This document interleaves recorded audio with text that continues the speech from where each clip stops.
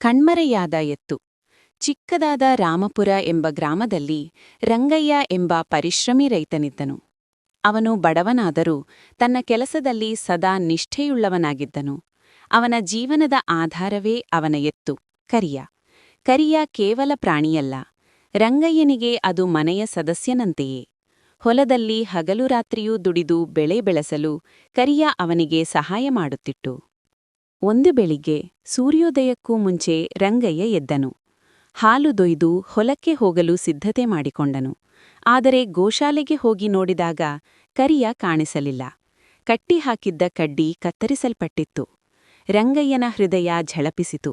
ಅವನು ಆತಂಕದಿಂದ ಸುತ್ತಮುತ್ತ ಹುಡುಕಲು ಶುರುಮಾಡಿದನು. ಕರಿಯ, ಕರಿಯ ಎಂದು ಅವನು ಕೂಗುತ್ತಾ ಗ್ರಾಮದೆಲ್ಲೆಡೆ ಓಡಾಡಿದನು. ಹತ್ತಿರದ ಹೊಲಗಳಲ್ಲಿ, ಕೆರೆಯ ಬಳಿಯಲ್ಲಿ, ಬಾಳೆ ತೋಟಗಳಲ್ಲಿ ಎಲ್ಲೆಡೆ ನೋಡಿದನು. ಆದರೆ ಎತ್ತಿನ ಸುಳಿವೂ ಕಾಣಿಸಲಿಲ್ಲ. ಅವನ ಕಣ್ಣುಗಳಲ್ಲಿ ಕಣ್ಣೀರು ತುಂಬಿತು. ಇದು ನನ್ನ ಜೀವನವೇ ಹೋದಂತಾಗಿದೆ ಎಂದು ಆತ ಮನಸ್ಸಿನಲ್ಲಿ ಹೇಳಿಕೊಂಡನು. ಆ ಸಮಯದಲ್ಲಿ ಅವನ ನೆರೆಹೊರೆಯವರಾದ ಶಿವಪ್ಪ ಬಂದನು. ಏನಾಯ್ತು ರಂಗಯ್ಯ ಎಂದು ಕೇಳಿದನು. ರಂಗಯ್ಯ ಕಣ್ಣೀರಿನಿಂದ ಎಲ್ಲಾ ವಿಷಯ ಹೇಳಿದನು. ಶಿವಪ್ಪ ತಕ್ಷಣ ಗ್ರಾಮಸ್ಥರನ್ನು ಕರೆದು ಸಭೆ ಹಾಕೋಣ ಎಂದನು. ಗ್ರಾಮದ ಮಧ್ಯದ ಮರದ ಕೆಳಗೆ ಎಲ್ಲರೂ ಸೇರಿದರು. ರಂಗಯ್ಯನ ನೋವನ್ನು ಕೇಳಿದಾಗ ಎಲ್ಲರೂ ದುಃಖಪಟ್ಟರು. ಒಬ್ಬನ ಕಷ್ಟ ಎಲ್ಲರ ಕಷ್ಟ ಎಂದು ಹಿರಿಯ ಅಣ್ಣಪ್ಪ ಹೇಳಿದರು. ತಕ್ಷಣವೇ ಹುಡುಕಾಟಕ್ಕೆ ಯೋಜನೆ ರೂಪಿಸಿದರು. ಕೆಲವರು ಕಾಡಿನ ಕಡೆಗೆ ಹೋಗೋಣ ಎಂದರು. ಇನ್ನು ಕೆಲವರು ಪಕ್ಕದ ಗ್ರಾಮದ ಕಡೆಗೆ ಹೋಗೋಣ ಎಂದರು. ಹುಡುಕಾಟ ಶುರುವಾಯಿತು.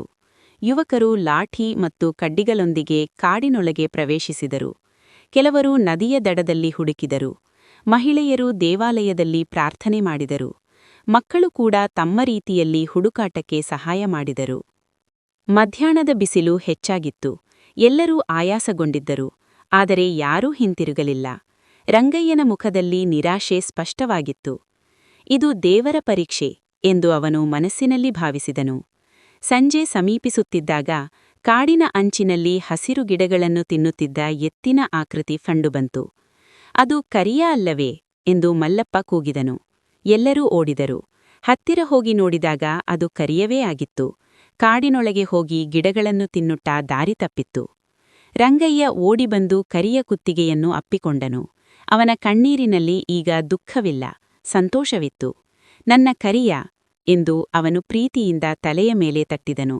ಕರಿಯ ಕೂಡ ಮೃದುವಾಗಿ ಮೃಗಿಸಿದಂತೆ ಕಾಣಿಸಿತು. ಗ್ರಾಮಸ್ಥರೆಲ್ಲರೂ ಹರ್ಷೋದ್ಗಾರ ಮಾಡಿದರು.